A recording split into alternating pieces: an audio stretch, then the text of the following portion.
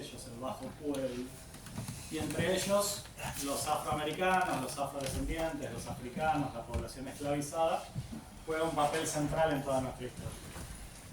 Para no hacer las cosas aburridas y que siempre me tengan que escuchar a mí y tener una única voz, solemos hacer esto de invitar a amigas, amigos, compañeras, compañeros que prestigian de alguna manera la cátedra, la charla, las clases.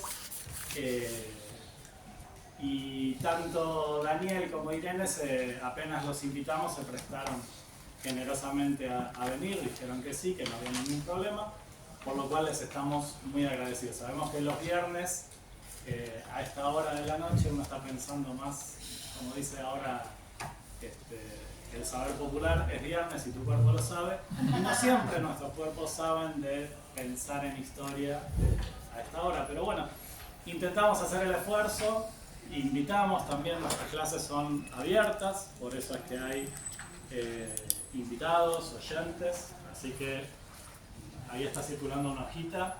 Si les gusta la propuesta, si tienen ganas, si quieren, pueden dejar sus datos para recibir la información de las actividades que hacemos desde acá.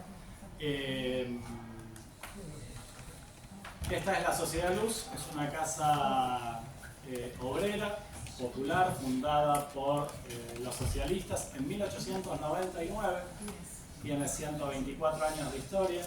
Esta casa, donde estamos hoy, tiene 100 años de historia. Está en duda si en 1922, en 1923 se empezó a construir y se instaló la piedra fundamental. Por ahí anda, en alguno de los pasillos hay una foto del acto inaugural, lo pueden ver. Pero todavía estamos debatiendo si fue 1922 o 1923. Pero tanto sea una cosa o la otra, es que esta casa es centenaria.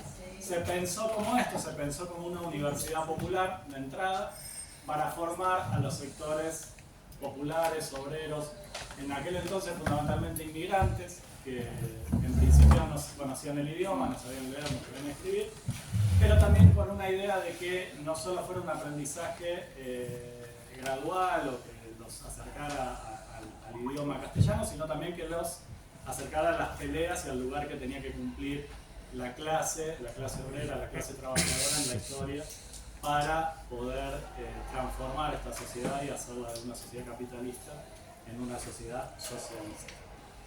En eso estamos, por distintos caminos, 100 años después, en algún momento lo conseguiremos. Así que Daniel, Irene, bienvenidos. Esto es brevemente una síntesis.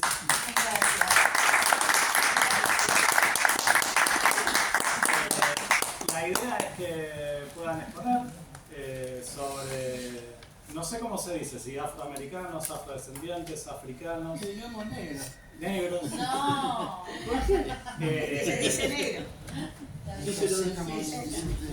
En particular, en la historia, ¿sí? Afrodescendiente. Y en especial, también queríamos hacer, junto con Daniel, que está motorizando mucho la cosa, algo de lo que ya se explayó previamente, que es esta reivindicación luego del atentado que sufriera el monumento de María Remedios del Valle, que nos conmovió a todos y enseguida pensamos en que algo había que hacer. Mientras se va haciendo algo central, vamos multiplicando estas actividades y dando a conocer la vida y obra de María Remedios del Valle y el papel de los africanos, los afrodescendientes, los afroamericanos en la historia. Así que les dejo la palabra a todos ustedes.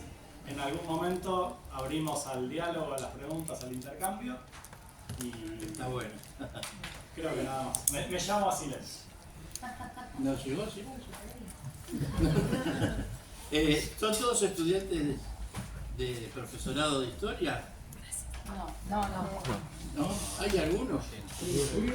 Bueno, bien. Son gregarios, se Bien. juntan todos en un ring. A ver, vamos a hablar como excusa de la capitana María Remedios del Valle, y también corresponde porque esto nos lleva a eso.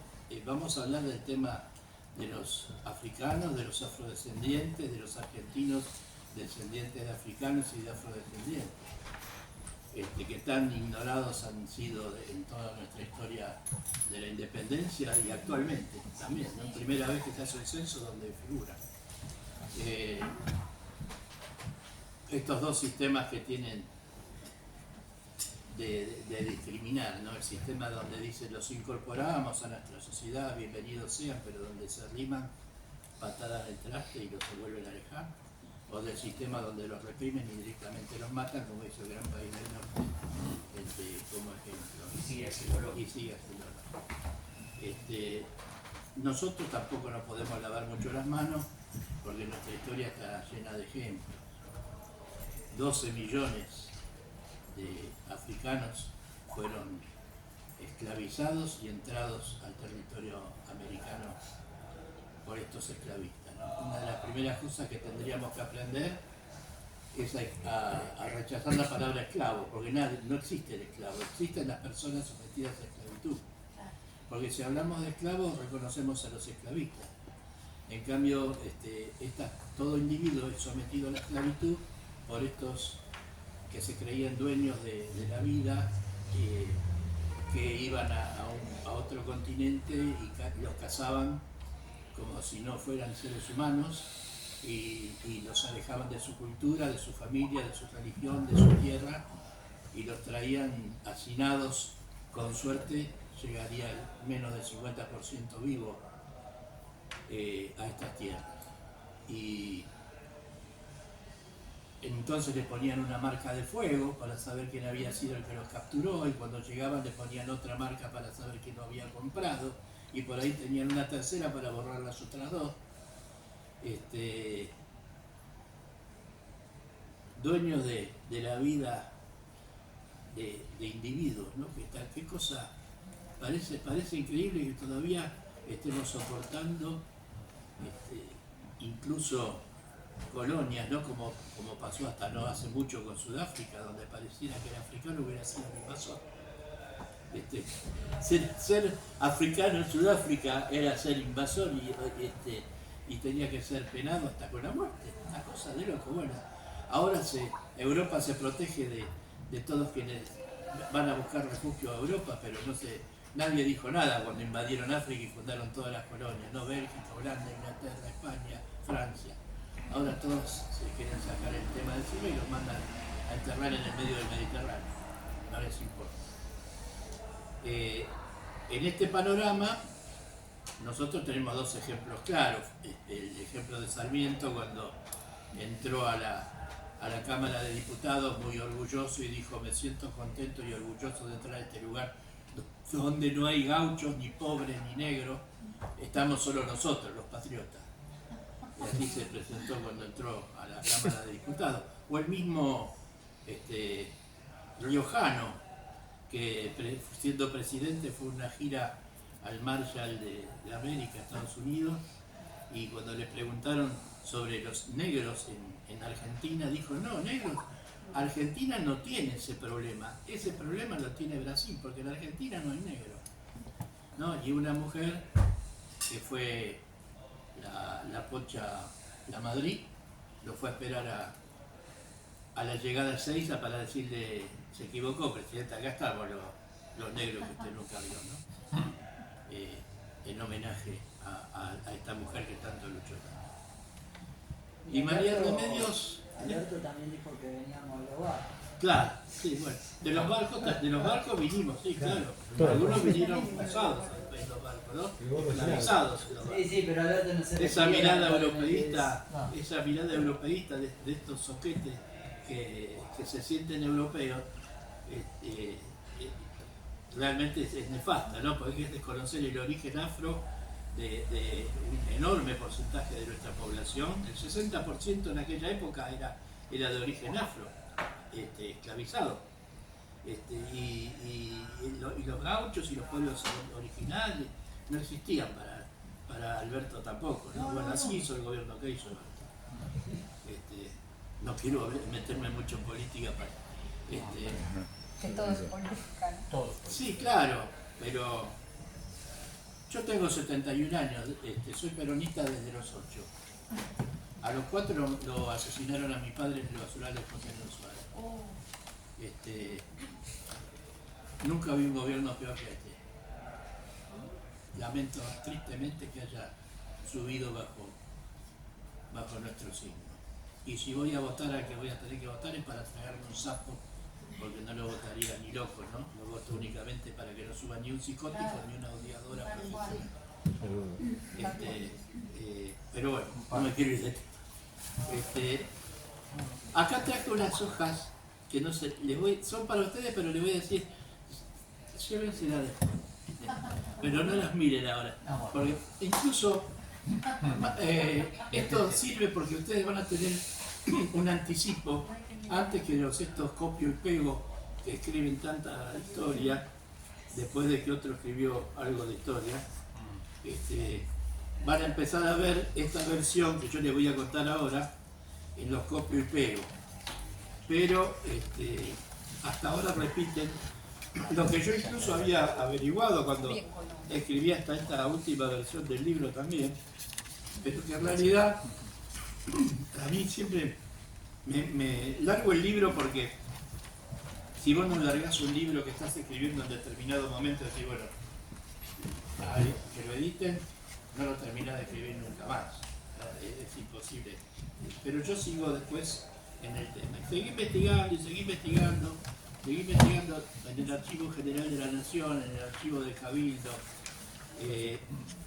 porque lo que nos contaba uno o dos gacetillas que encontramos de hace 1900 y pico, en aquellos años donde empezaba el revisionismo, decían que María Remedios había intervenido por primera vez en la defensa de la patria en la segunda invasión inglesa. Y que en el libro de Cabildo de Buenos Aires se había dejado un asentamiento, un asiento, un escrito, donde constataba que ella sirvió bajo las órdenes del comandante Merelo en el grupo de andaluces, El tercio. ¿perdón? El tercio. En el tercio de andaluces, y combatió. A mí me pareció bien, pero yo en realidad nunca leí esta anotación en el Cabildo. Y yo entonces empecé a buscar, tanto jodí que al final en el Archivo General de la Nación no había nada, en el Archivo del Cabildo no había nada. Pero tanto molesté en el Archivo General de la Nación que me dieron una clave y un password donde se encuentra esto que es los libros del extinguido Cabildo de Buenos Aires. Esto no lo traje, yo no se lo fotografié. Con los libros del extinguido Cabildo de Buenos Aires, donde están todos los libros del extinguido Cabildo de Buenos Aires, con todo lo que se asentó en ese libro. Y después de leer 860 y pico de páginas, encontré la realidad de que sí estaba asentado para todos los que incluso no solamente hacen negacionismo de lo afro, sino que para negar lo afro también niegan la existencia real de María Remedios, ¿no? Pero lo encontré y les traje la copia porque no están tan delicados los libros que no se pueden ni siquiera escanear. Entonces está la transcripción oficial de cada página en este archivo que yo les acabo de mostrar, que como verán, en más chiquitito están las transcripciones de todas las páginas del archivo. Yo se las hice más grandes, había que leer en esta letrita en la computadora 860 páginas. Y justo, mirá lo que es, ¿no? María Remedios, yo siento que sus ancestros y ella misma me guían en estas cosas. Yo les voy a contar cómo me surgió lo de escribir este libro. En el primer renglón de la página en que figura ella, aparece la inscripción esta. Y se las voy a leer, que dice así: se vio una presentación de la parda María de los Remedios, esclava de doña Rosa del Valle, en que acreditando con certificación del comandante del cuerpo de andaluces, los servicios que hizo a los individuos de este cuerpo en la campaña de Barracas, asistiéndolos y guardando las mochilas para aligerar su marcha a los corrales de Miserere, piden se les remuneren estos servicios. Y los señores acordaron darle las gracias y mandaron entonces se libren a su favor, en contra del mayordomo de propios, o sea la partida, 12 pesos fuertes por una sola vez. Más confirmación de la existencia de María de los Remedios, imposible. Está registrado exactamente en mi cabildo. Pero no está registrado como decían, que todos los copia y pega después de que yo saqué mi libro, repiten lo que yo digo en mi libro, que el comandante Merelo dejó certificado en el libro. Y no fue así. El comandante Merelo le dio a ella la certificación de los servicios y la viva, de la que se hace llamar acá en esta acta, la ama que la tenía por esclava, se presenta con ella, con este comprobante que le había firmado el comandante Merelo, para que se le reconozca una suma de dinero que se le reconoce. Que estoy seguro jamás se la debe haber dado María Remedios. Se la quedó ella. De acá nos salen varias cosas. Por eso es tan importante para los que están estudiando el profesorado de historia, hacer como dijo un viejo maestro con el que di una charla hace un tiempito, como el que se pone esos guantes de cuero, abre una valija y empieza a cargar, ¿viste?, entre los papeles. Revisar la historia hasta que nos quedemos convencidos de lo que vamos a contar. Aunque el libro, la próxima edición del libro va a salir esto. Ahora figura que el comandante Merelo, como dije antes, pero esto nos lleva a varias conjeturas. Primero, se llama María Remedios del Valle, se llama María de los Remedios, y del Valle porque la familia en la que estaba era del Valle, se le ponía el nombre del Valle como fuera cosa propia y se la apropiaban, le ponían también el apellido. La historia nos contaba que ella se fue de su casa cuando descubrió que, como era de costumbre, el violador de su madre había sido tal, y entonces ella, cuando se entera esto, después de que su madre fallece, se escapa de su casa y se junta y se casa con un sargento del tercio de andaluces, que ya tenía un hijo, este sargento, y con el cual ella tiene otro hijo. Esto de que se junta con el sargento es verdad, pero por esta anotación nos damos cuenta que ella intervino antes de irse de su casa. Porque la está presentando todavía la que se llamaba su ama. Entonces ella todavía estaba en su casa. ¿Y quién te dice que no se fue de la casa porque la invocó con la plata la ama que la llevó?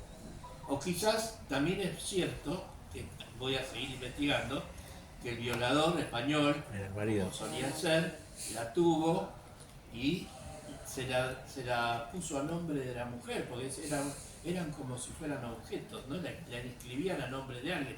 Quizás le escribió a nombre de la mujer y la ama en ese momento era la mujer, y no que fue la ama quien la compró y ella vino, y ella que era de origen yoruba, entonces, que venía a ser Nigeria, ya había venido nacida. Es muy posible también que haya venido nacida y no producto de esa violación. Estos violaban porque, claro, venían la mayor parte hombres, entonces violaban a las afrodescendientes que tenían esclavizadas o a las indígenas que las traían cuando salían de invasiones porque no tenían mujeres, ¿no? Eran dueños de horca y cuchillos estos tipos. Se enriquecieron en base a eso. Entraban por el puerto de Buenos Aires, pasaban después por Córdoba, Santa Fe, agarraban el Camino Real y se iban para el Alto Perú, y de ahí los iban diseminando, repartiendo por todo el centro esclavista que habría, porque era mucho más fácil, a partir de la creación del Virreinato del Río de la Plata, entrar a los esclavizados por acá y no bajarlos al Río de Janeiro y cruzar el Amazonas. Como pasó después para robarse el oro y la plata que se robaban de nuestro continente. En vez de irse a través del Amazonas, bajaban por el Camino Real y se lo llevaban al Río de la Plata. Para eso se creó el Río de la Plata. Y para eso los ingleses exigieron que se independice Montevideo, para que no fuera España el único que tenía poder sobre el Río de la Plata. y tener dos puertos, uno que dominaron ellos, ¿no? Entonces María Remedios sí existió. No se llama María Remedios del Valle, se llamó María de los Remedios del Valle. Y sí intervino en esa defensa de Buenos Aires en la segunda invasión inglesa. Y yo me quiero poner a pensar, porque a veces me gusta hacer estos ejercicios mentales, que en esa segunda invasión inglesa lo conoció al sargento. Porque ella ayudó a todos los que combatían esa ayuda, y él combatió en esa defensa de Buenos Aires. Y quizás ahí se conocieron, y quizás ahí decidió irse de la casa de sus esclavizadores y formar la familia que formó con el sargento. ¿Y quién me dice que no? Yo quiero creer que fue así, que se conocieron peleando por la libertad. ¿Qué más querían gente que había sabido lo que era la libertad y ser esclavizada que pelear por la libertad? Daniel, en esta hipótesis, digo, ¿cabe pensar que esos 12 pesos fuertes no fueron una apropiación, sino que fue la compra de su libertad? Porque si no, podían haber hecho algún tipo de juicio. No creo. Las propietarios. No le vendían la libertad, no se la iban a vender. No, esos 12 Claro. si eso era la ama, se los queda. Y si no, hubiera ido a la justicia a reclamarse que era su esclavo. No, la que fue la ama a reclamar que le paguen. Se los quedó la ama. Está bien, pero si ella se va, estaba después- contraviniendo a la ley. Yo te acepto si esa es tu. No, te pregunto a ver cuál es tu No, yo opinión no en lo esto creo. No, yo no lo creo. de dialogar. No creo que fuera tan generosa doña Rosa del Valle. O sea que se No creo. podía escapar ¿Eh? a riesgo de lo que pudiera pasar. Yo pienso que sí.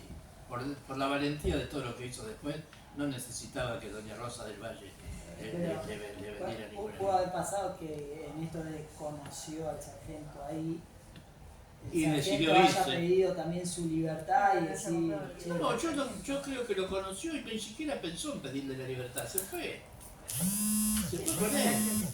Y después en 1810, cuando ya está instalada la Junta, se anota en lo que iba a ser el ejército al interior, donde ella va con el sargento y sus dos hijos. Uno hijo del sargento y otro que fue un hijo propio. Ahí, si querés, paramos para que no quede grabado, pero no nos dan los tiempos de la fecha de nacimiento del segundo hijo. Si se conoció en 1807 y en 1810 se va con el hijo, Y sí, lo llevó. tenía 3 años. Y lo llevó. Porque toda la constancia es que se va ella con los dos hijos. Imagínate que ella vuelve en 1816.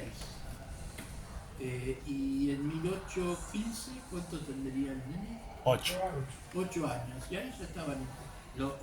Hay niños de 8 años que han intervenido ya en las guerras de la independencia. Sí. Yo te lo voy a nombrar porque yo en mi libro les hago justamente un homenaje, porque me parece justo, no solamente a los que nunca nombraron, sino que acá lo pongo en el libro, te lo voy a leer textual. No puedo dejarse de encabezar esta lista de afrodescendientes no reconocidos por nuestra historia, a las personas sometidas en esclavitud integrada a nuestros ejércitos. Antonio Moslera, de solo 8 años, Miguel Pestana, de solo 10 años. Estos chicos ya estaban peleando en las tropas de nuestros ejércitos, contra la guerra del Paraguay, ya estaban peleando. ¿Y por qué peleaban? Tampoco está el romanticismo de que los afrodescendientes se unían al ejército para pelear por la libertad. Se unían al ejército porque les prometían falsamente que cuando volvieran de la campaña los iban a dejar libres. Claro. Y cada vez que volvían de la campaña, minga, no lo dejaban libre a nadie. Cobraban los generales, los coroneles y algunos soldados que eran de carrera, eso sí cobraban su sueldo, pero a todos los que fueron a combatir bajo promesa de dejarlos libres. Vos fijate que ni siquiera la asamblea del año 13 se anima a abolir la esclavitud, declaran la libertad, Está bien. pero tampoco es absoluta, porque hasta la mayoría de edad siguen siendo controlados por los esclavizadores. Igual Entonces- no es prerrogativa de un solo bando, los dos bandos hacían lo mismo. Bueno, Los dos bandos prometían al esclavo la libertad, ¿quiénes son los dos bandos? el bando realista y No me importa los realistas, a mí me importa lo que hicieron los nuestros. quiero decir que era de uso común el ofrecer la libertad al esclavizado, ¿sí? Claro, Si por servía eso las armas. Sí, Por eso también pero, va a haber- pero a nuestro país a pelear al Origen virreinato no vinieron los realistas con niños. No digo con niños, digo de Ni con proteger la la libertad afrodescendiente. a cambio de servir en las armas. Sí, pero no vinieron a nuestro país con afrodescendientes ni con niños. Vinieron con ejércitos profesionales a pelear por retomar el control de la colonia. Ni siquiera al Perú, ni siquiera a México, con Cortés fueron. Sí, el único que hubo en guerra de independencia era el Burgos y después eran todas milicias reclutadas entre pueblos originarios y afrodescendientes. Yo respeto todas las opiniones. Yo insisto en que fue una característica principal esto de prometerle y no cumplir. En 1800, no sé si hablar de los del. Vamos a hablar de cosas puntuales. El hecho de las famosas 3 líneas de Ayohuma. Las 3 líneas de Ayohuma, yo creo que es una manera despectiva de la historia de referirse también a los afros, porque la niña tenía 45 años en Ayohuma, no era ninguna niña. Y las otras 2, lamentablemente, no han pasado a la historia. Hay muchos autores que, equivocadamente, lo digo porque después en el libro muestro por qué, decían que fue María Remedios con su tía y su hija. No tuvo ni hija ni tía. Era María Remedios, el nombre de las otras 2 no se sabía. Tía le decían normalmente a través de la cultura afro a la persona que era más respetada en la tribu, porque era a quien se le consultaba y quien llevaba la historia, la memoria de la tribu, era la tía, la madre, la mujer, porque la mujer siempre fue la que transmitió la historia en la cultura africana. Otros, bueno, estos fueron Pacho Donel, que habla de esto. En realidad lo único que sabemos es que María Remedio fue una de esas mujeres afrodescendientes que estuvieron en Ayohuma. Lamentablemente el nombre de las otras 2 nunca se supo y yo sigo buscándolo algún día, ojalá Dios me ilumine, lo pueda encontrar. He de destacar que hace poquito, el mes pasado, en Ayohuma, en una conmemoración binacional, los 2 ejércitos levantaron monolitos de homenaje a las batallas de Vilcapugio y de Ayohuma, y en Ayohuma, además de poner el busto de Belgrano como se puso en Vilcapugio con un recuerdo por la batalla, en Ayohuma se puso una imagen hecha en baldosa recordando a María Remedio del Valle, y figura en el calendario internacional de sitios históricos esto que hicieron. Bienvenidos todos los homenajes que se le están haciendo, ¿no? Es de destacar que cuando fue aprendida luego de esta derrota, fue sometida a tortura.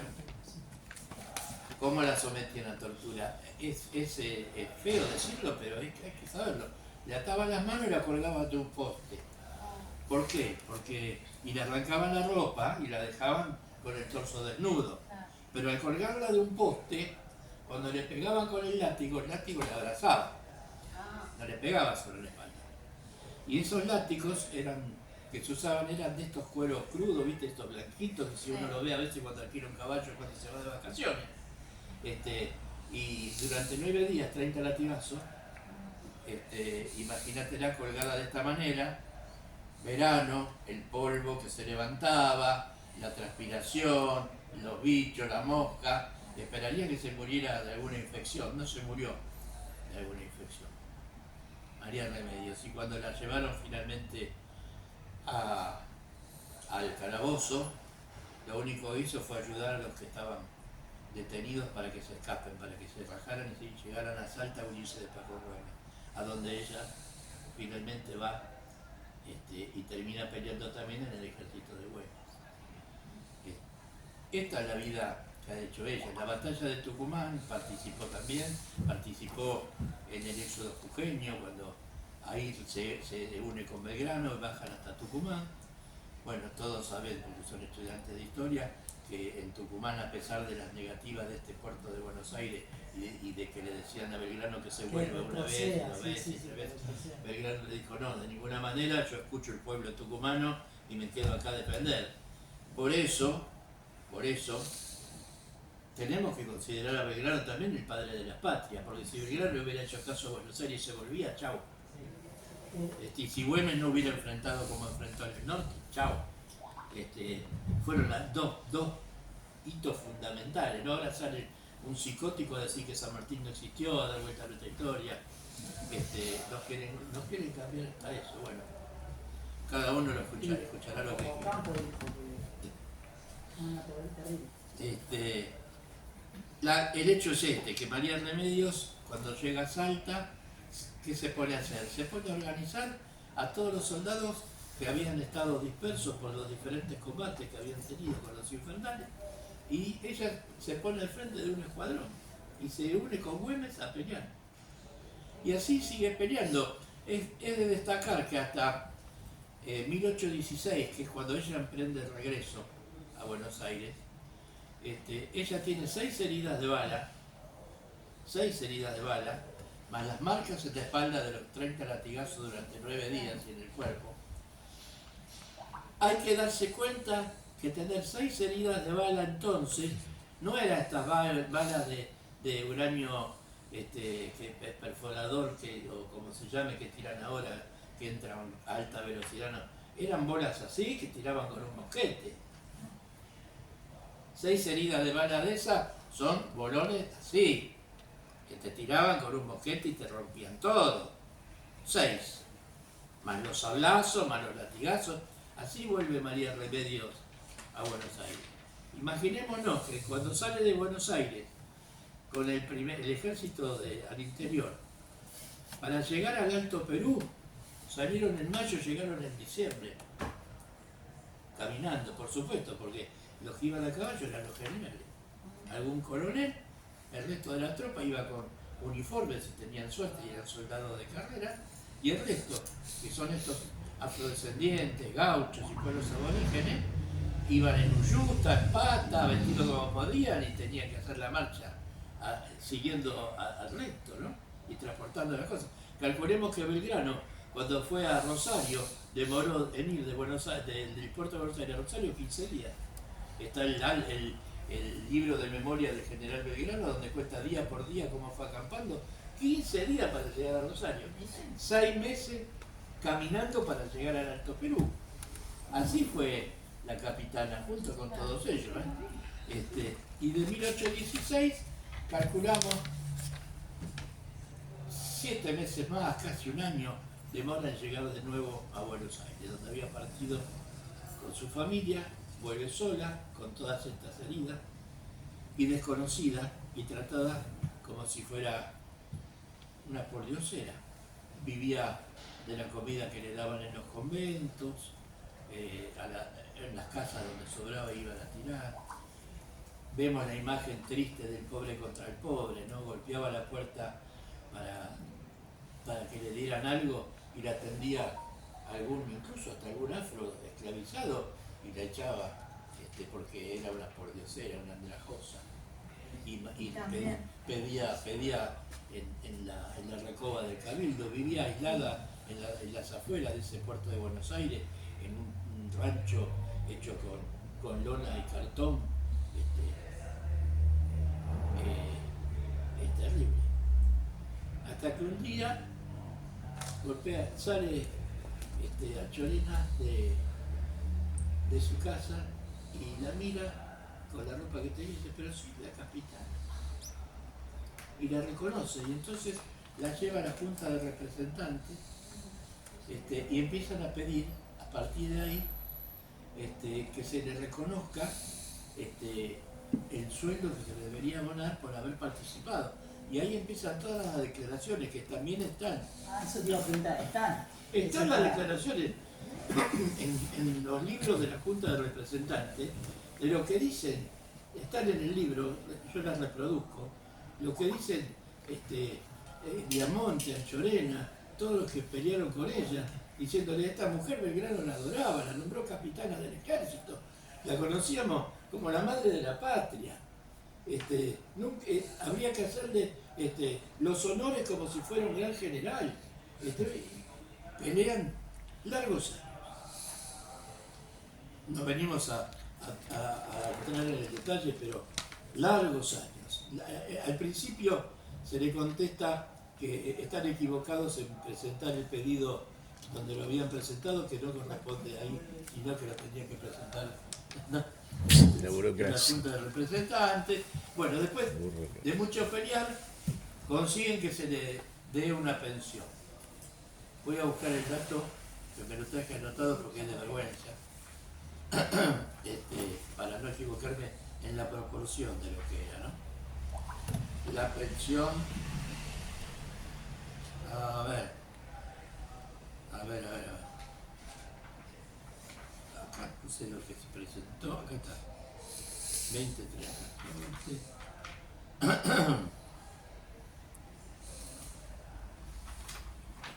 Aproximadamente 10 años pasaron. Ya tenía casi 59 años ella, cuando le dan una pensión miserable de 2 pesos por día. No. 2 pesos por día.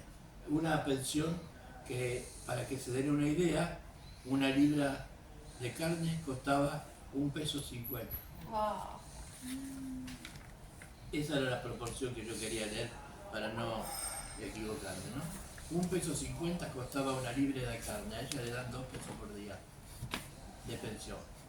Después de tenerla casi 10 años discutiendo si le daban o no le daban.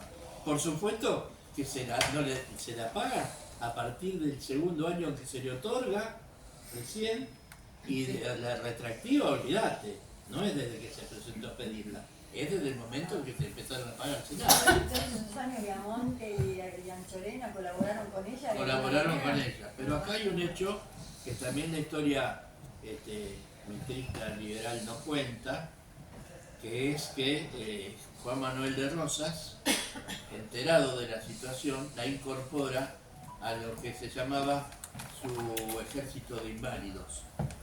En ese ejército de inválidos, como su nombre lo indica, estaban los ancianos, peleadores de la lucha de la independencia, muchos heridos, afros que no habían sido reconocidos, y la incorpora con el grado de sargento mayor. Y yo acá también me hizo otra anotación. ¿Saben cómo eran los grados en ese momento en el ejército? Coronel, teniente coronel y sargento mayor, era el tercer grado. Y le da una pensión de 216 pesos por mes, que se la duplica al segundo año, y figura en la plana mayor activa del cuerpo de inválidos. Muchos desconocen este tema, pero Juan Manuel de Rosas tenía un gran afecto por los afrodescendientes, a tal punto que su tercer hija, Manuela, la madrina es una afrodescendiente, que se llamaba Doña Gregoria. Esta tercera hija de Rosa muere muy joven, pero la madrina de bautismo fue una afrodescendiente, Doña Gregoria. No se cuenta mucho en la historia, ¿no? Lo llaman. A Perón le dicen la segunda dictadura, a Rosa le dicen la primera. Le agradezco a la maestra que me hablaba de la segunda, porque yo dije, entonces voy a ver cómo era la primera, porque si la segunda fue como yo más o menos la conozco, la primera debe haber sido. Y me hizo Rosita mi maestra de 5º grado. Bueno, acá tengo otros datos, ¿no? Una lavandera llegaba a ganar 20 pesos por mes cuando a ella le dan 2 por día. Una libra de aceite costaba 1,45 pesos y una libra de yerba costaba 70 centavos. 2 pesos por día. Le pagaban. Es bravo. Y así está desde el año con Rosas desde el año 1829 hasta el año 1847, cuando con 80 años llega un parte con un texto muy breve. Ella había agregado a su apellido, dado por su familia esclavizadora del Valle, le había agregado Rosa y se llamaba María de los Remedios del Valle Rosa. Y el parte que llega dice: baja, el mayor de caballería doña Remedios Rosa falleció hoy. Y así se enteran de su muerte. Por suerte, desde el año 29 hasta el año 1847, reconocida y pudo morir en paz, ¿no? Esto nos lleva a pensar, María Remedios fue mujer cuando ser mujer era ser excluida de toda la vida social y de todo lo que significaba intervención junto al hombre para alguna cosa. Fue afrodescendiente cuando ser afrodescendiente significaba ser esclavizado.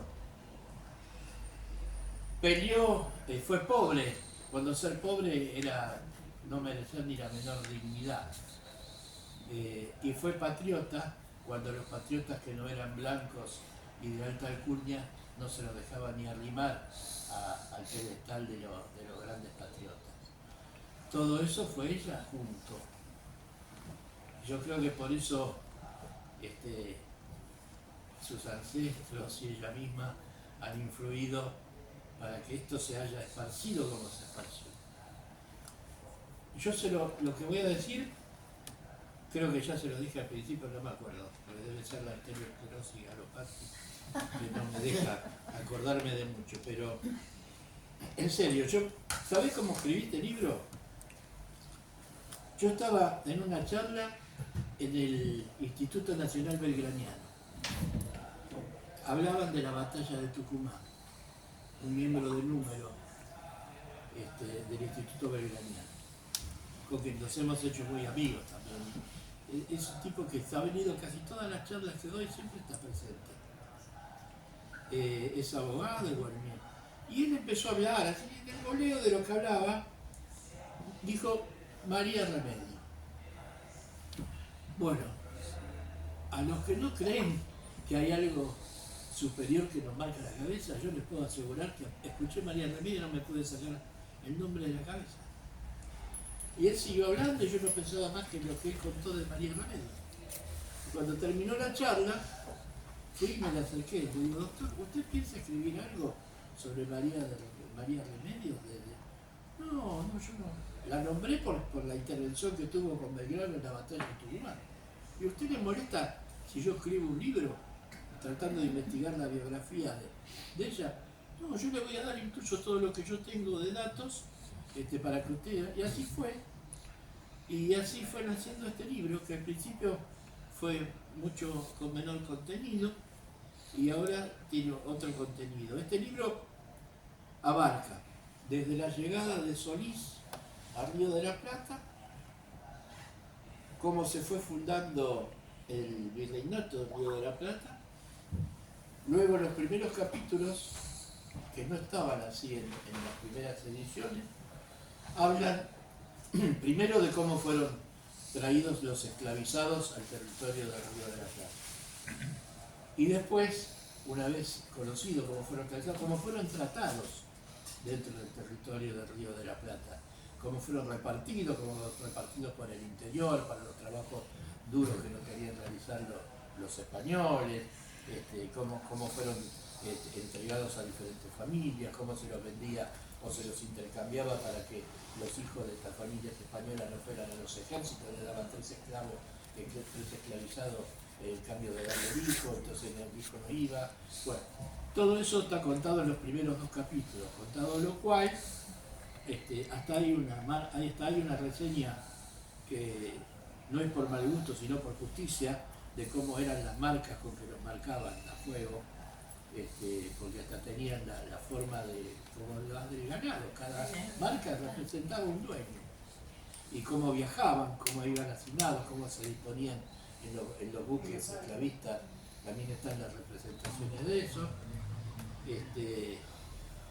Y luego el libro habla, en otra parte, de todos los afrodescendientes que han sido desconocidos, no solamente María Remedio, a ver, de todos los afrodescendientes que tuvieron mucha incidencia en muchas cosas que no deberían ser de escondidos. Del sargento Cabral todo el mundo habla que era correntino, nadie dice que era afrodescendiente, de una absoluta pobreza. Lo único que tenía era el anillo del caballo, era de la familia que lo tenía esclavizado. Y sin embargo le salvó la vida a San Martín.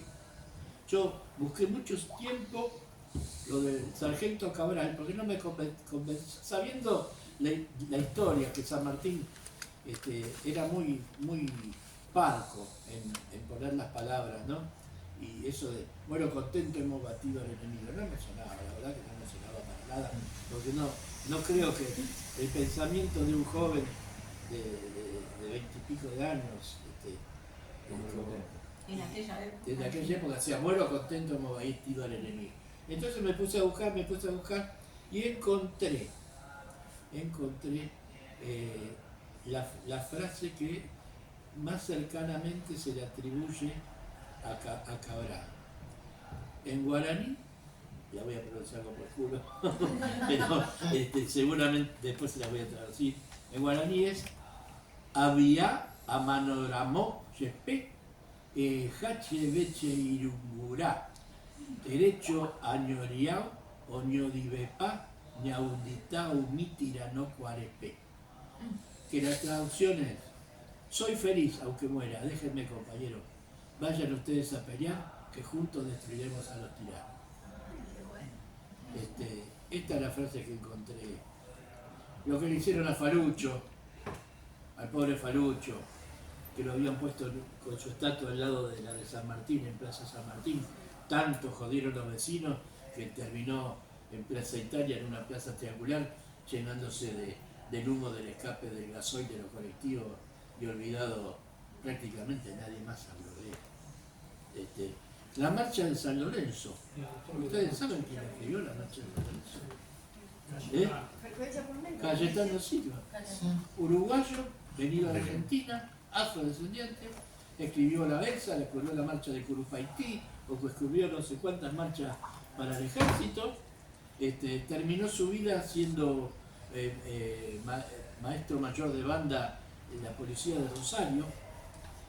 Se murió en la policía de Rosario, quiero ser exacto, no me gusta hablar sin ser exacto, a veces me le doy una fecha, ¿no? Pero se murió en Rosario el 12 de enero de 1920, con 52 años de edad. No lo dejaron enterrar en el panteón de la policía rosarina porque era negro.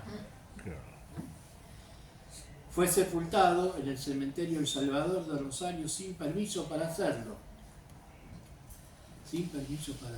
Recién en el año 1997 se trasladó al cementerio municipal de Venado Tuerto por la Comisión de Amigos de la Casa Histórica Cayetano Silva, porque fue ahí donde él se fue a vivir cuando vino, 77 años después de que murió, sin una placa que identificara su nombre.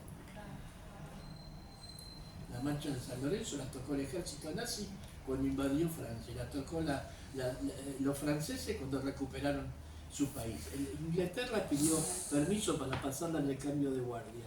Suena en todos los lugares, la cantamos todo el tiempo, y en la marcha de San Lorenzo nombramos a dos afrodescendientes, Cabral y Cayetano Silva, que escribió la marcha. Y sin embargo, siguen en el ostracismo y sin mencionarse. Y así hay todo un capítulo en el libro donde hablo de muchos de los afrodescendientes que fueron capitanes, tenientes coroneles, del ejército y que pelearon defendiendo nuestra independencia con cargos de mucha importancia. Y tampoco se los menciona en absoluto. Es una negación. A partir de acá, del 2014, hubo dos compañeros que escribieron dos canciones cuando presentamos la primera edición. Uno Mario Cabrera, que es abogado, es historiador, es cantante, músico, tucumano. Tucumano amaba a María Remedios y a Belgrano, es el que le escribe, también es autor y compositor, es el que escribió Amor Salvaje, que canta Pequeño para mi chino. Bueno, escribió una canción que está dedicada específicamente a María Remedios del Valle y la cantamos el día que presenté la primera edición del libro. Y el otro, que es el Negro Juárez, uno que canta joropos y canciones sudamericanas, se juntó con Carlos Lamadrid, que preside una agrupación que se llama Misibamba y Tambor Abuelo a nivel argentino, que agrupa un montón de agrupaciones provinciales, y le pusieron música de candombe porteño a un poema que escribió un mendocino, y que hasta ese momento era muy poco conocido. Le pusieron música de candombe porteño y lo canta desde entonces por todos lados, y con gran alegría, desde entonces hasta hoy, 35 canciones ya se hicieron dedicadas a María Remedio y se cantan por todos lados y por todas las provincias de la recuerdo. ¿Cómo se llama la primera? La primera se llama Madre de la Patria. Están en YouTube, creo que las encuentran. Sí. Madre de la Patria la primera, y la segunda es con la que abro yo el libro, que es un poema de Chacho Arancibia, un mendocino. ¿Quieren que se lo diga? Sí, sí. Después la pasamos, si querés. ¿Las podés pasar? Se la había mandado, no sabía. La tenemos las dos para pasársela. Estas dos las pasamos ese día, fue muy emocionante para mí, porque se vinieron en vivo a tocar la guitarra y cantar. Y otra cosa que me llenó de mucha alegría y que me acabo de enterar hoy, Irene sabe ya, cuando yo lancé la primera edición, claro, nosotros no escribimos para grandes editoriales, los que escribimos sobre pensamiento nacional, no nos dan bola.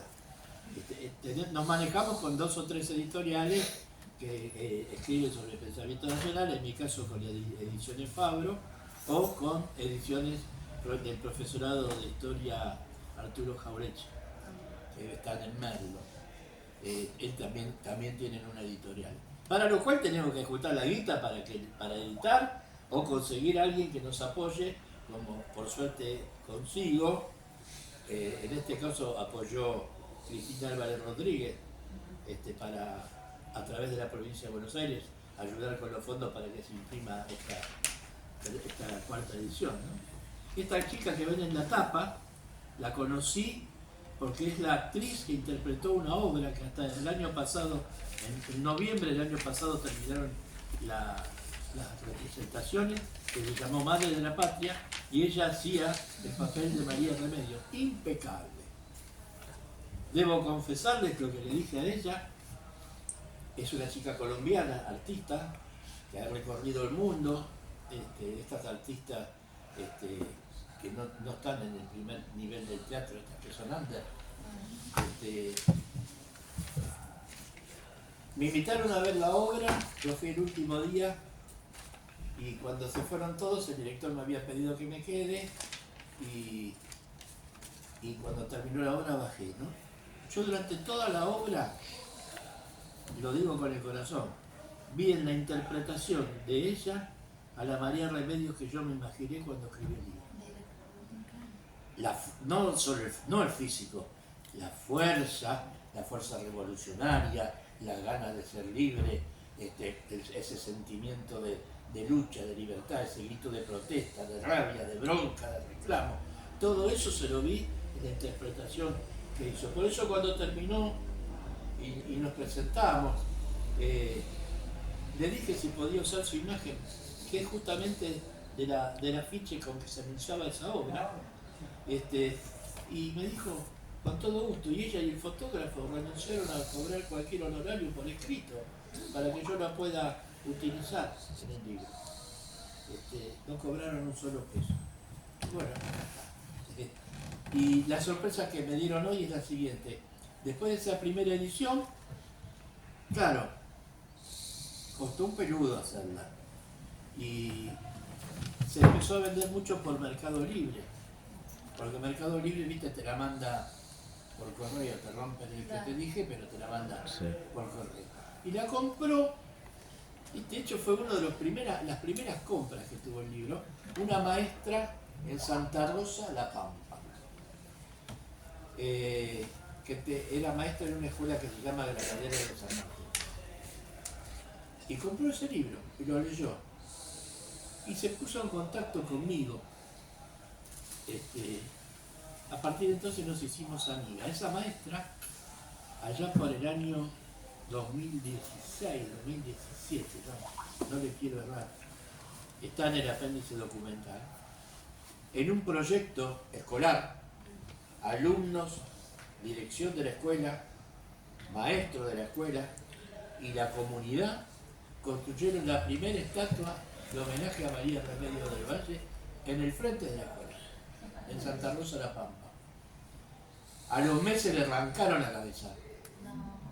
Igual que hicieron con el monumento que se hizo acá, a los meses le arrancaron la cabeza. El odio racial está en todos lados. Y se la volvieron a poner. Se la volvieron a poner. Y hace una semana el Consejo Deliberante de Santa Rosa declaró a la estatua monumento de interés comunitario y le brinda toda la protección que necesita para que esa estatua se permanezca ahí, se haga todo su mantenimiento. Se formó la agrupación La Capitana, que encabeza esta maestra. Le han conseguido ponerle el nombre de María Remedios en reemplazo de uno de estos, no quiero dar la mala palabra referida a su familia, que figuraba en una calle y se le sacó el nombre de ese señor a la calle y se le puso María Remedios del Valle a la calle. Y están trabajando permanentemente en el tema social con esta agrupación que se llama La Capitana. Y me han invitado y yo con todo gusto voy a ir, con toda la alegría de mi corazón. No me quiero emocionar.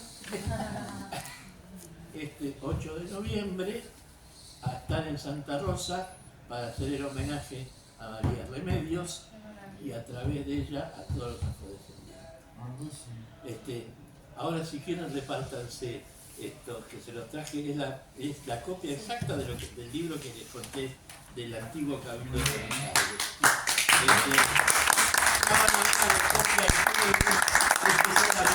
Empezar a cambiar sus historias. Al principio me enojaba muchísimo, sobre todo Felipe Piña, y Pacho Donel y un montón que se pusieron a escribir las mujeres de la patria y algún capitulito le mandaban de María Remedios. No me daba bronca que hablen de María Remedios, lo que me daba bronca que había textos que eran casi textuales y no ponían fuente. En una llamadita, pie de página, fuente, no cuesta mucho. Claro. Tan apurado no podés estar cuando escribís para no poner un numerito y poner la fuente. Claro. Entonces después empecé a decir, si yo convivo con esta bronca, en realidad convive la bronca. Y ganan ellos, porque convive la bronca dentro mío. Entonces fui cambiando de posición.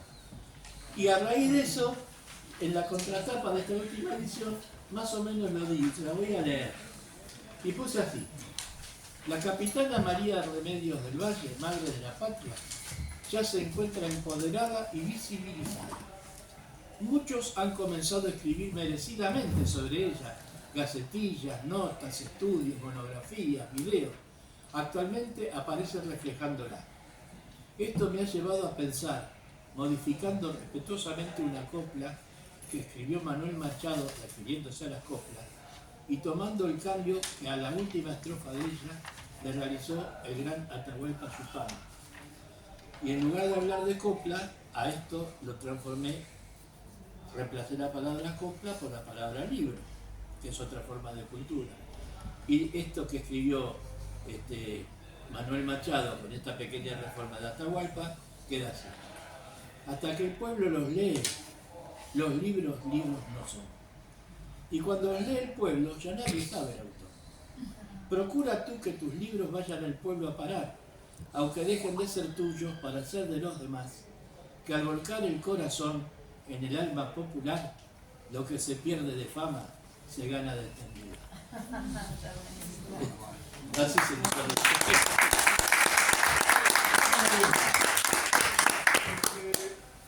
Con pueblos originarios. O sea, ¿por qué era negocio saber si acá podían esclavizar y era más fácil? No, porque no había más. No. No había más, no había más pueblo aborigen. Acá ¿cuánto les costó? ¿Hasta quieren justificar la campaña de Roca diciendo cómo invadían la frontera? ¿Vos te crees que era tan fácil agarrar a los pueblos originarios acá? A ver, en el libro yo conté que hablo desde que Solís descubrió el Río de la Plata. En las versiones anteriores, sobre todo las dos primeras, yo en determinada manera por escribir, por pensar en que iba a escribir sobre María Remedios y los afros y no sobre todo lo que estaba escribiendo, arranco con el descubrimiento del Río de la Plata y voy avanzando en la historia de cómo se fue desarrollando el virreinato. Pero después dije, no, este libro es antirracista, este libro visibiliza y empodera a los afrodescendientes, pero también tiene que ser anticolonialista. Entonces empecé a escribirlo de otra manera, y en esta última está completo, en la visión, por ejemplo, Solís desembarca, arma un fuerte, y según lo que tradicionalmente enseñan en historia, es atacado fuertemente por los indios, matándole a un montón de tripulantes, por lo cual debe escaparse en su barco. En mi libro yo digo parecido, pero en realidad digo otra cosa, porque digo, Solís desembarca en el Río de la Plata, hace un fuerte, invade las tribus que estaban en la zona, les violan a las mujeres, les sacan la comida, les queman los pueblos, se vuelven al fuerte y los indios en represalia atacan el fuerte con toda su saña y se tienen que rajar.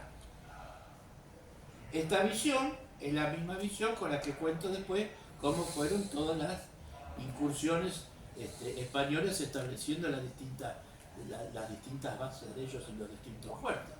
Porque en realidad no estaban estableciéndose, estaban aniquilando a los pueblos que vivían ahí, que estaban desarrollando su propia cultura.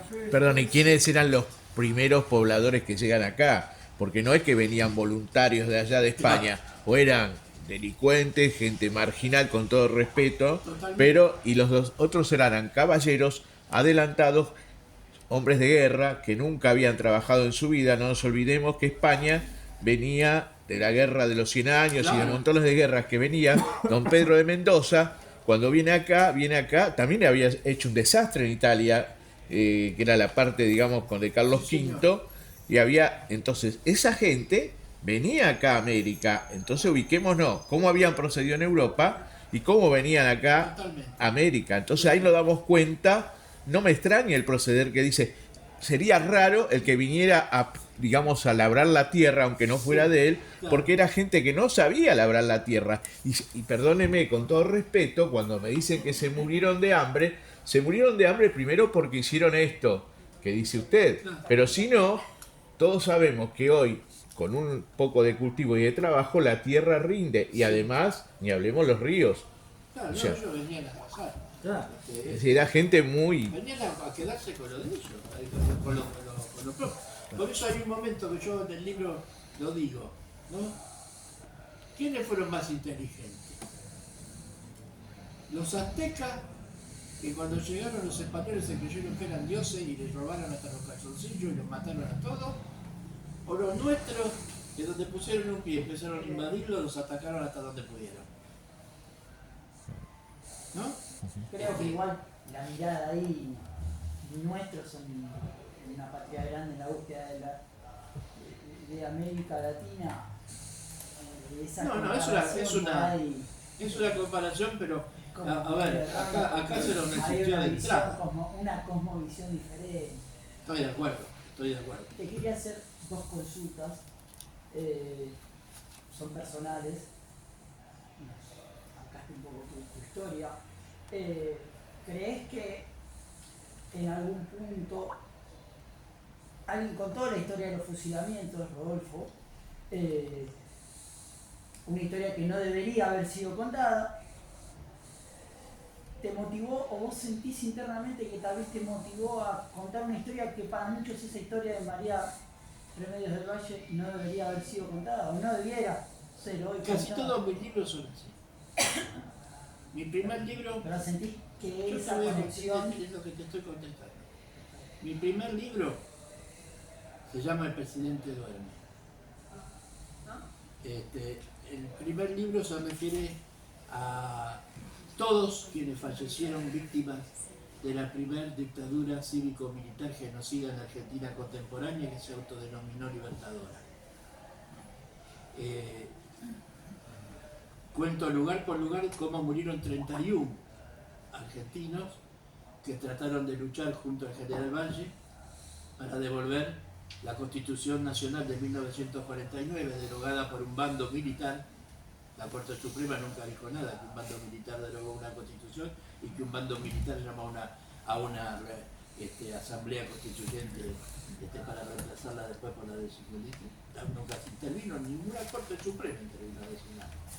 Es más, no debería ni siquiera considerarse porque fue ilegal el llamado a esa asamblea constituyente. Bueno, y además intentaron recuperar la soberanía popular, que fue que el 60% de la población que en ese momento trataba de seguir una idea política fue proscripta durante 18 años. No hubo libertarios que exigieran la libertad, no hubo quienes reclamaran por la defensa de las instituciones, no hubo quien reclamara por la agresión que sufrían, no hubo, ahí murieron decenas de miles de compañeros en aquella primera resistencia.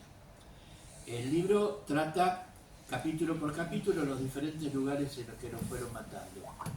Primero cayeron los de José León Suárez, donde lo mataron, y hablemos bien, ¿no?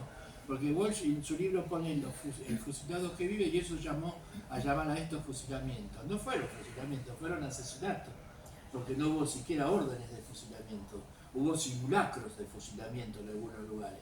En José León Suárez, en un basural, a las 3 de la mañana, en una noche de invierno, cuando el invierno hacía que el agua de los cordones fuera en escarcha, cuando salía la mañana, y los años a las 3 de la mañana correr por el basural, y le meten a la policía tirando tiros detrás, desde la espalda, y entre los 12 que se desbandan, 5 caen muertos, no es un fusilamiento.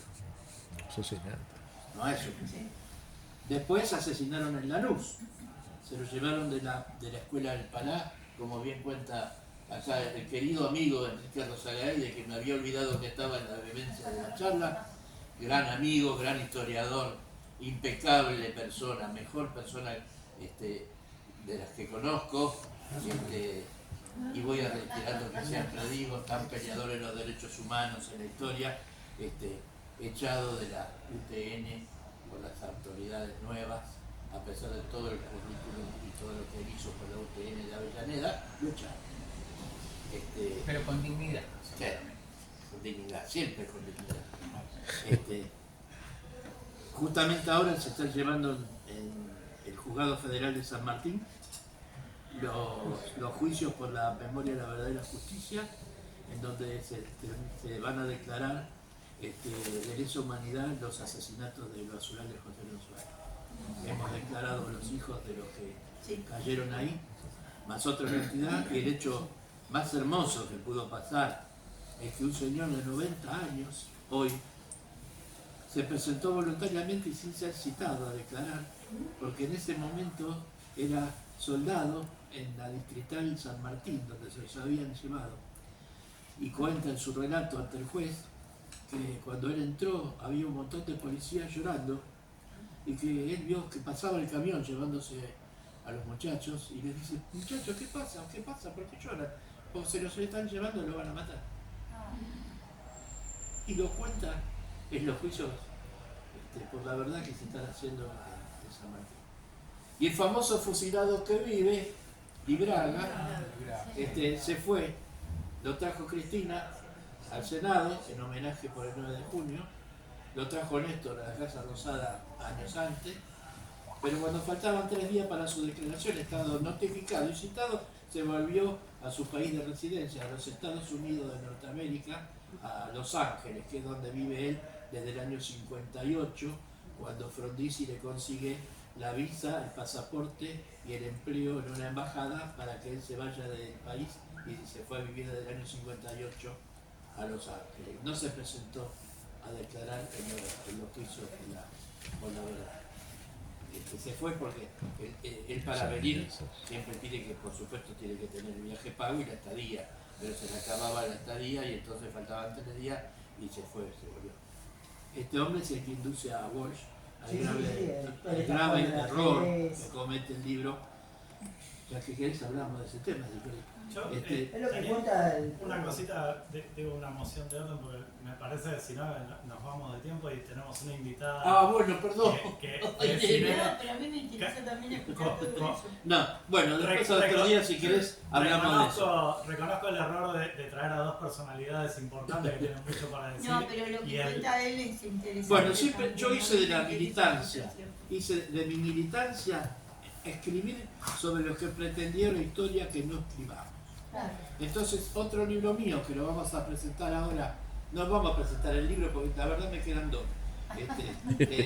Vamos a hacer una charla el 6 de octubre en el Cabildo de Buenos Aires, el Museo Histórico Cabildo de Buenos Aires y de la Revolución de Mayo, con el director Horacio Mosquera y Cecilia Copa, una de las fundadoras del Gabinete de Historia de San Antonio de Areco, porque Vieites era arequero, nació en San Antonio de Areco.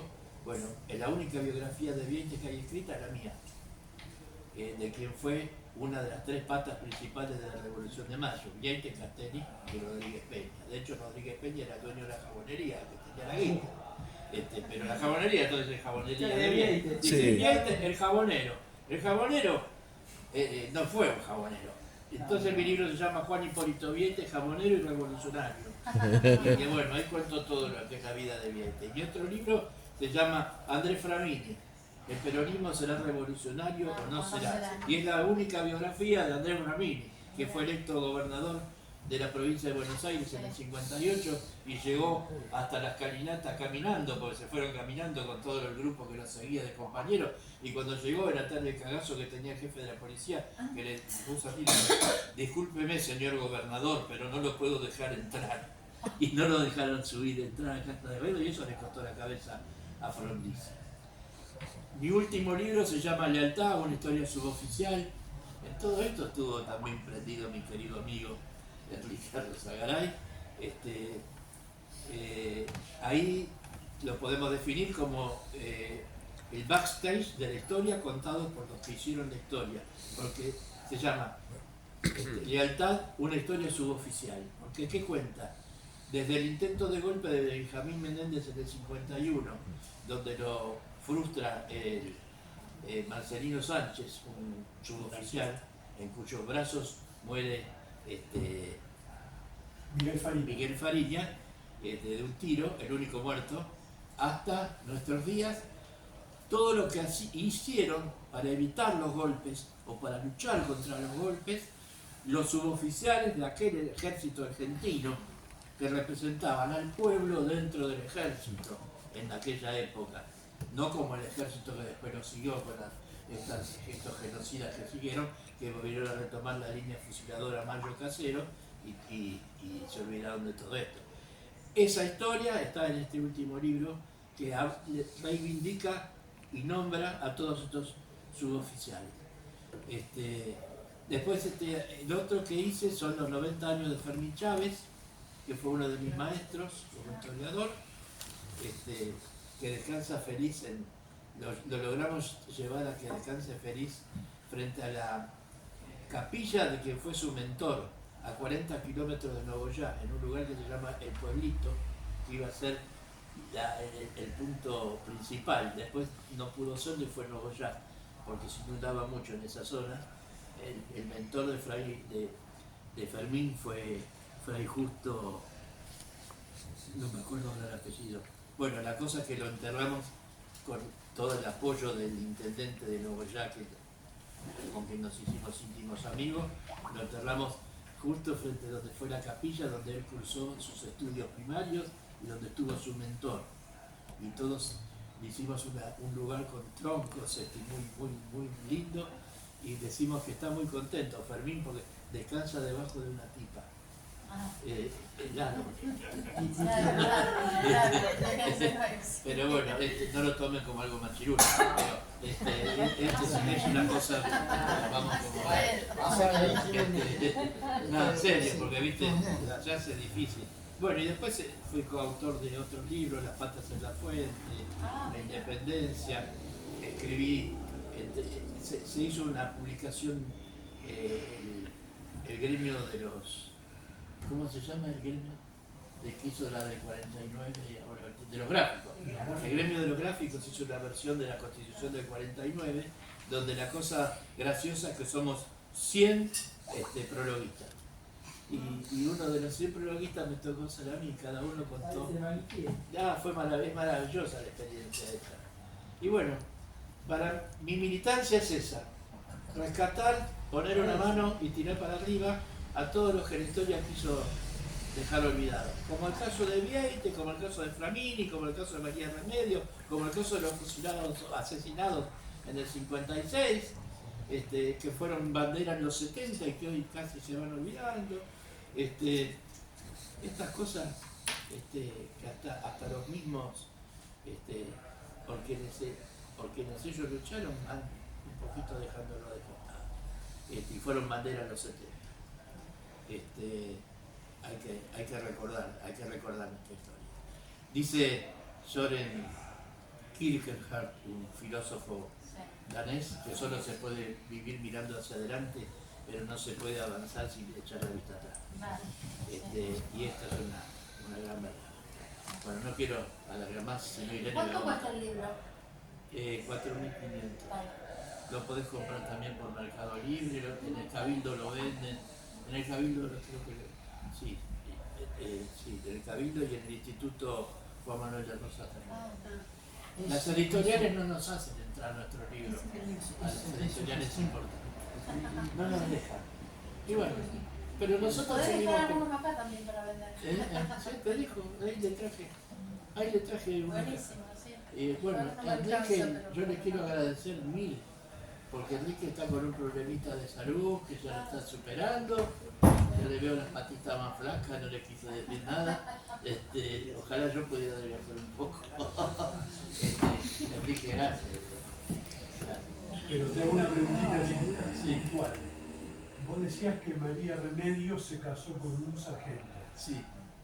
¿Hubo un casamiento legal? No. Pero se juntaron con el sargento del cuerpo de Andaluz. Pero tenés la certeza que no hubo un casamiento. En ningún lugar figura que se hayan casado. Sí figura que se fue a vivir con el sargento. Pero en ningún lugar figura que se hayan casado. No hay ningún acta. Igual, viste como es esto, uno sigue buscando. Esto que encontré. Te lo preguntaba por eso. Yo sigo buscando. El próximo encontrar. Claro. Esto que encontré nos cambia hasta el nombre, María de los Remedios, ¿no? Y nos cambia un montón de toda la intervención de ella, animación, bueno por eso te los traje, porque si son estudiantes de profesorado esto les va a servir, ¿no? Porque dentro de poco van a empezar a ver esto en el copio y pegue de muchos que escriben, que hasta ahora no lo decían. Vos, Daniel, eso de ese fusilado que vive, que un poco te lo preguntaba al muchacho de una junta, si te había inspirado ese libro que Boll se atrevió a escribir sobre algo que no se debía escribir, entre comillas, digo que no sabía escribir. Vos hiciste un aporte en ese sentido de que hay otro fusilado que vive. Sí. Y que en realidad uno de ellos sí la peleó. Sí. Y el otro, el primero, Felipe Matray. no la peleó. Felipe Matray fue fusilado, ametrallado por las fuerzas de la policía montada cuando fue junto con Mauriño, también de la zona sur, a tomar el Automóvil Club para pasar la proclama revolucionaria por la radio del Imaginario, la cancha que tenía esa radio. Pero no estaban atrincherados los de la policía montada, que está ahí cerquita, y los ametrallaron a los dos. Y Mauriño en ese hecho pierde de la rodilla para abajo la pierna izquierda y sobrevivió porque Después lo llevaron a una comisaría, se logró escapar porque había mucho policía peronista y lo hicieron escapar de la comisaría esa que está en Callao casi llegando a la Cera casi llegando al Callao, mano izquierda, y vivió hasta que se murió en el barrio obrero de Claypole, en un departamento que consiguió en una planta baja. Lo conocían todos los feriantes cuando se hacía la feria ahí en el costado, con todos los puestos. Yo tengo el orgullo y el honor de haber estado con él, tener su declaración grabada en un cassette y en el libro Operación El Presidente Duerme. Hay todo un capítulo dedicado a él y a Mauriño, ¿no? Que son los asesinados en el Automóvil Club. A Mauriño lo llevan prácticamente muerto al Hospital Fernández y entran las fuerzas represoras y no dejan que lo curen, lo siguen torturando para que contara donde había otras células que estaban preparando, y muere gritando viva la patria, viva Perón carajo, y se muere. Miguel Ángel Mauriño, que trabajaba en Lucilo, en la fábrica de Lucilo, y trabajaba también en los comandos que iban a recoger la cosecha para el campo, en aquella época, y escribía en el libro de la fábrica, orador de barricada, no me acuerdo de otra frase, no hace falta más palabras, su vida ya está contada. Ese es un verso que le pusieron en la revista de Lucilo con una caricatura de Mauriño, ¿no? Y Amatrai murió así, sin pena ni gloria, sin que nadie lo nombre, hasta mi libro, que se llama El Presidente Duerme, porque es la contestación que le dio Manrique, entonces el decán de Aramburu, cuando la señora del coronel Ibaceta le fue a pedir a la quinta presidencial que detuviera la matanza. Y Aramburu la atendió en la puerta y le dijo: no lo puedo molestar, el presidente duerme. Duerme mientras matan al pueblo. Entonces el libro se llama El Presidente Duerme. Por ese motivo. Es un poema de Castiñera de Dios, ¿no? Es un poema de Gobello, que era presidente de la Academia Argentina de Lunfardo y desgraciadamente después se hizo viderista. En serio te lo estoy diciendo. Era peronista en ese momento cuando fusilaban a él, lo llevaron a las Heras preso y escribió un poema que se llamaba El Presidente Duerme. Y yo le fui a pedir permiso para ponerle ese título a un libro que me lo dio. Pero después se hizo viderista. ¿Se hizo qué? Viderista. Viderista, estaba a favor del golpe, escribió a favor de Videla, y era presidente de la Academia Argentina de Lunfardo. Qué horror. Un horror. No, pero no es de extrañar eso. Te juro No pensé que había peor transformación que la nata, bueno, sí, ahí. No, pero esto pasa más a menudo de lo que se... Con Walsh pasó al revés. Con Walsh pasó al revés. Cuando Walsh escribe el libro Operación Masacre, pertenecía a la Alianza Libertadora Nacionalista de ultraderecha antijudía. Él escribe 202, no vuelve. También escribe el homenaje a los pilotos que cayeron cuando iban cuando querían defender del golpe a la Casa de Gobierno del golpe del 55. Y escribe el homenaje que se le hace a esos pilotos. Bueno, después se hace castrista, después se hace la FAD, después se hace montonero. Ese cambio está bueno. No, y aparte, ya en el 56 hay una biografía muy grandesca que destaca Walsh, que cuenta como que Walsh dijo: acá le decían tirano a Perón, pero acá las cosas están mucho peor. Bueno, él lo dice en la primera edición de su libro. Yo le tengo un gran respeto a Walsh, en realidad, pero como hijo de uno de los que cayó, me da media bronquita. Porque él en la primera edición de su libro escribe, yo la tengo. En la edición que va por impresión, igual. Impresa. Sí, pero que iba de capítulos, era. No salió todo junto. No, sí. El primer libro lo edita todo junto en el año 58 y después se le empezó a escribir en la de los hermanos Jacobela, ¿cómo es? Fue al revés el orden. Primero aparecieron algunos artículos Ahí está. en mayoría. En la revista Mayoría. Y en diciembre del 57 salió. Sí, pero primero fueron los artículos. En la revista Mayoría yo las tengo. En una está la tapa de General Valle y en la otra está la tapa de una señora poniendo una flor en la tumba de Muhammad. Que dice Mario Brión y está una señora poniendo una flor. En esa misma empieza el caso Satanowski. En esa misma revista donde está la señora poniendo la flor.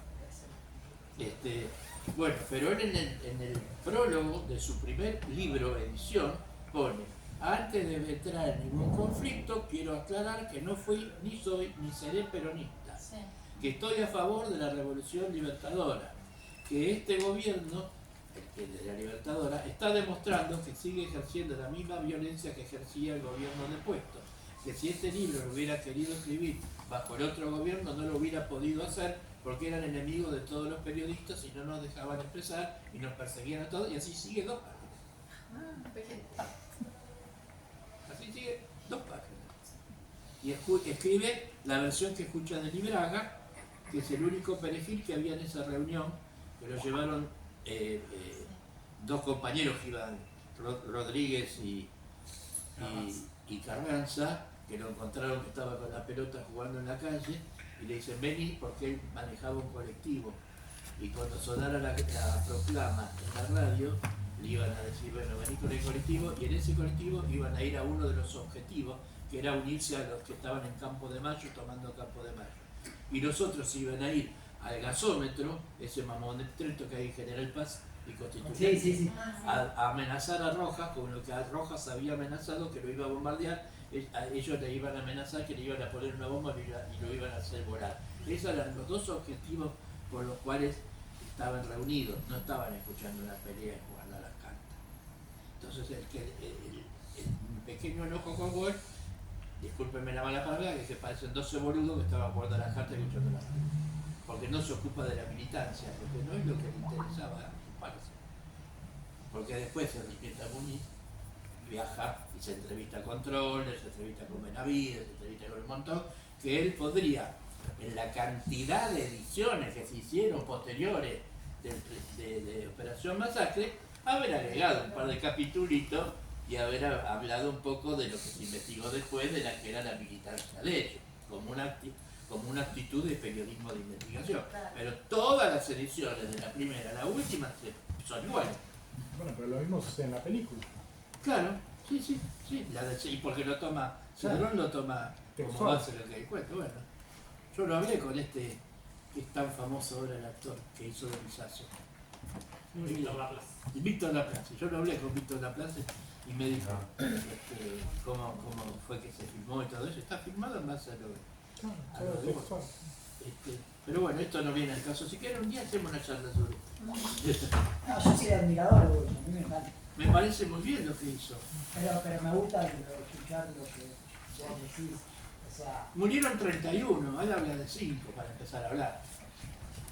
Mataron 31. ¿Y los otros? ¿Dónde están? no te voy a responder porque me parece que hay que seguir una charla y no quiero perder más el orden de la clase. Pero, Está listo. Cuando quieras hacemos una. Está bueno, pero... Está.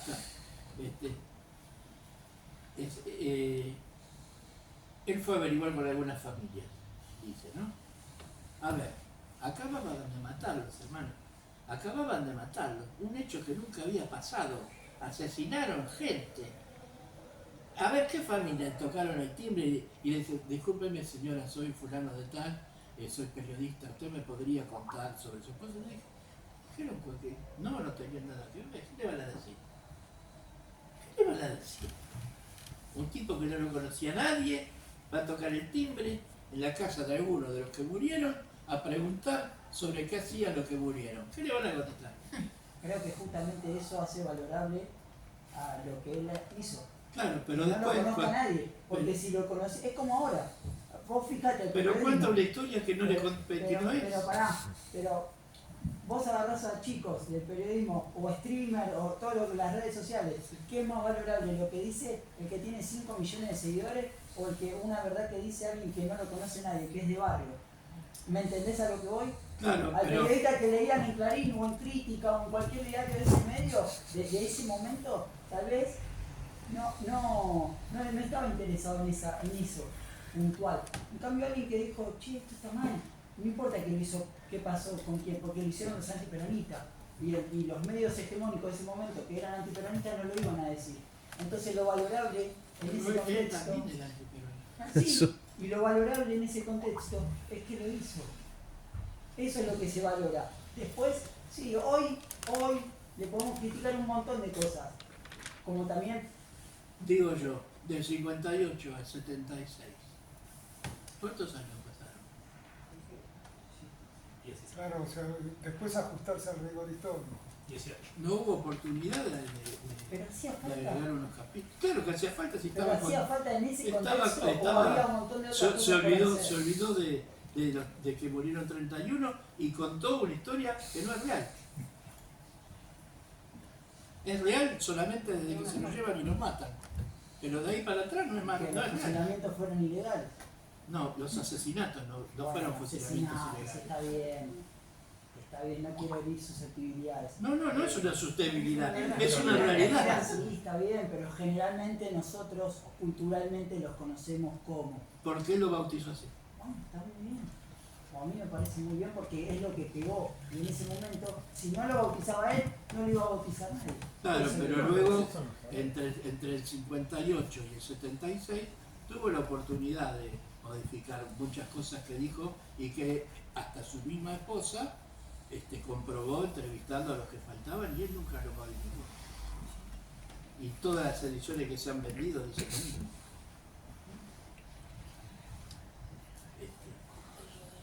Está bien, cada uno escribe lo que Todos nos quiere. creímos lo de las cartas, los primeros. Claro. Quizá habrá algún. Yo lo leí, Operación Masacre, he visto la película también. Siempre, generalmente en todas las películas que están basadas en libros, está más completo el libro que la película. No, pero está buena la película. Sí, no, pero uno sin Si quieren ver una película buena, disculpadme, en YouTube está, es la que hicimos con Eduardo Anguita, que se llama Patriotas. Y esto la hicimos los familiares, los hijos de todos los que fallecieron, de todos los que fueron asesinados, en los lugares y en el horario en que los mataron. Se llama Patriotas y la hicimos la hicimos porque yo ayudé a Anguita, sí, a hacerlo. A Eduardo Anguita que la pasó, ¿no? El primero en reconocer el error de Leer en haber hecho el ataque que hizo, pero también hay que reconocer que el tipo la AAA lo metió adentro y después siguió adentro. Hizo la película, el libro con Martín Caparrós. Claro, ¿y sabés qué le hicieron cuando estaba adentro en la dictadura? Pasó un guardia por la puerta, lo miró por la ventana y dijo, mañana la matamos a tu mamá. Y al día siguiente, ¿sabés qué hizo? Pasó el guardia, lo miró por la ventana y dijo, ya la matamos. Y la mataron. Pero se lo hicieron saber un día antes y se lo dijeron el día después. Eso lo hicieron a Eduardo Anguita. Y con Eduardo Anguita hicimos esta película, Patriotas. Está en YouTube, sí. Les aconsejo que la vean. Si querés un día la pasamos y la empieza a Claro. charlar. El que habla ahí, que es uno de los suboficiales que tomó Campo de Mayo, fue como si fuera mi padre, que es el sargento Porfirio Calderón, un sargento tanquista que dentro de Campo Tomayo, él con su tanque tomó la escuela de suboficiales y ya se habían rendido el resto y a Calderón no lo podían bajar del tanque, lo rodearon con tanque, con todo y recién a último momento lo lograron hacer bajar porque no se bajaba Calderón del tanque. Y Calderón formó parte, después cuando regresó, bueno, ¿puedo extender? ¿Le molesta? Lo que diga la concurrencia acá. Cuando volvió Perón en Gaspar Campo, el brujo le puso una escolta, una de seguridad, digamos, una escolta. Pero Perón se puso él una escolta que lo protegiera de la escolta.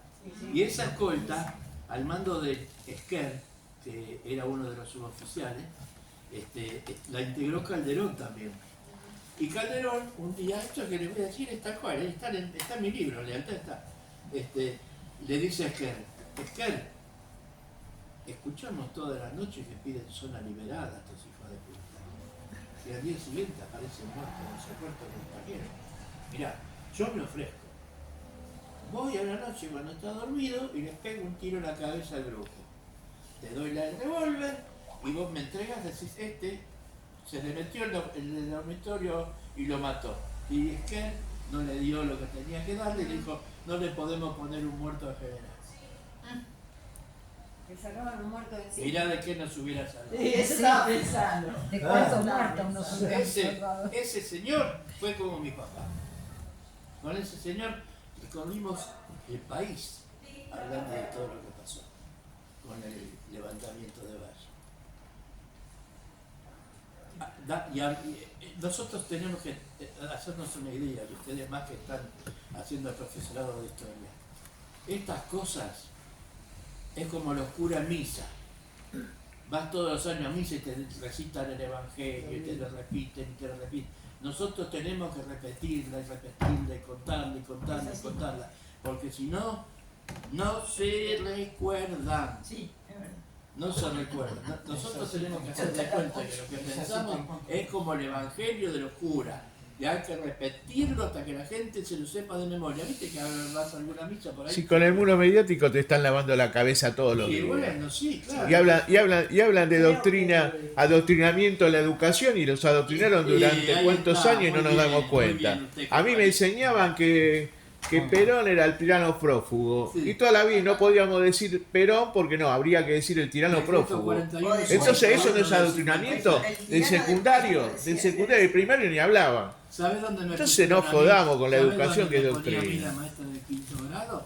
Cuando De pala. No me gusta hablar mucho de mí, pero cuando se llegaba al recreo, a mí me mandaba a pararme abajo del mástil, porque era el hijo del peronista. No te lo estoy diciendo, joder. Los que quieran escuchar, me tomaron mi declaración para archivo de la memoria en la Biblioteca Nacional, y está mi vida contada en el archivo de la memoria, también está en YouTube, la pueden escuchar. Y no me gusta contar estas cosas feas, pero me gusta hablar de las militancias, porque todos sabemos dos cosas en nuestra vida: que nacemos y que nos vamos a morir. Lo importante, si nos matan, que nos morimos, es por qué nos matan, no que nos matan. Porque a cualquiera lo puede matar, a todo un loquito de estos que anda saltando te puede matar por una bicicleta. Pero por qué te matan es lo importante. Hablar de la militancia y qué hacían para que los maten. Y bueno, eso es lo que hace diferente. Bueno, no voy a hablar más. Cuando quieran de todas estas cosas, libros y cosas y temas que alberé, podemos hacer todas las reuniones. A mí me quedan tres cositas nada más, pero están todas relacionadas porque somos del territorio y nos gusta Barracas. Pero de los tres libros que mencionaste, María Remedio del Valle combatió en Barracas. Vieites tiene su estatua en la calle Vieites, en Barracas.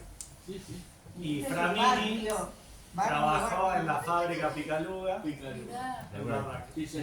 Así que de alguna manera podés ser vecino honorario de Barracas. Mirá si tengo suerte yo. Cuando escribí el de Vieites, lo presentamos en el Museo Histórico Nacional. Sí, acá en Parque de Sama. Encontramos el caldero en donde fundían el jabón para hacer el jabón. Es un caldero enorme que parece oxidado, que está en medio del parque del Museo Histórico de la Nación. Ese es el caldero donde usaban en la jabonería de Vieites. Y tuve la suerte que me regalaron una medalla ahí, que es la representación del monumento que está en la cúspide del monumento a Vieites, que es Vieites sentado en una silla. Esa medalla que es de plata, es grosa, debe salir unos mangos. Es así de gruesa, de diámetro y así de ancha. Se hizo para el centenario de la Revolución de Mayo, y la grabó el mismo escultor que hizo la escultura de Vieites. Y me la regalaron el día que presentamos el libro de Vieites. La traigo el día que hablamos de Vieites para que no me la choreen.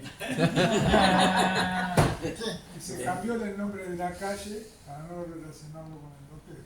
Sí. Y ahí al lado está enfrente el colegio de donde está la estatua, y está el paso por abajo del tren, y la estatua en el pie tiene todas las cosas que se refieren a Vieites. Tiene una imprenta con papeles que caen, unos libros, tiene una hoz y un fajo de trigo atado, tiene el casco que representa el comercio con las alitas. Todas estas representaciones están en el pie de la estatua. Daniel, cuando hacemos las caminatas y llegamos a la estatua, nosotros le proponemos a los caminantes que jueguen a ver qué representan esas cosas, así que no nos arruines el juego. En el libro está todo explicado. El libro está todo explicado, porque además, y con esto termino, yo me engancho con los temas. Además, para mí, Vieites es el primer periodista del Río de la Plata y no Moreno. Moreno fue director de la Gaceta del Cabildo. Hipólito Vieites, muchos años antes, apoyado por Manuel Belgrano, escribía el Semanario de Industria, Comercio y Agricultura, lo escribía, lo dirigía y lo imprimía. Y ahí escribía Belgrano y escribían otros amigos de él y lo distribuían. Ahí habló por primera vez de las tierras del que la trabaja, de cómo se debería distribuir la tierra para que no existan los latifundios. Habló de cómo tendría que ser la protección para la viruela entonces, de cómo era el comercio. Ese semanario duró hasta después de la segunda invasión inglesa. El semanario de Vieites. Y fue el primer periódico del Río de la Plata. No, todavía lo que pasa es que me parece que no se hace ese revisionismo que es correcto, porque todavía era del virreinato del Río de la Plata, justamente. Claro. Igual que tengo un proyecto que una diputada aceptó presentando, que hay una mujer que fue la primera mujer periodista del Río de la Plata, cuyo nombre ahora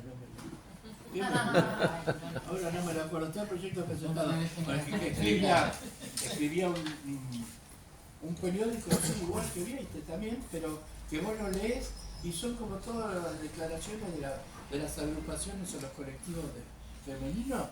Ella reclamaba por la igualdad de los derechos, por la participación en política. Ah, y hay que saber eso. Ah, sí, yo se los mando.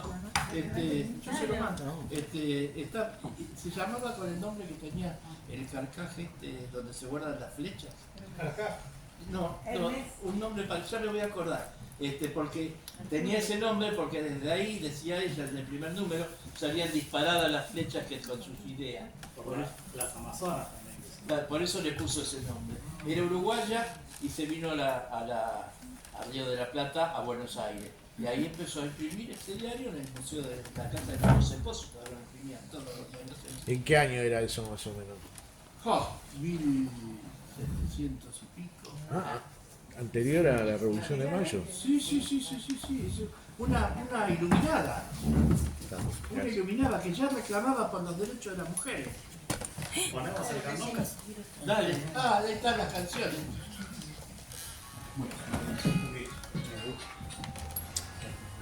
¿Será que no sale por acá? ¿Cómo hicimos para que Para el Bluetooth. Apagalo nomás.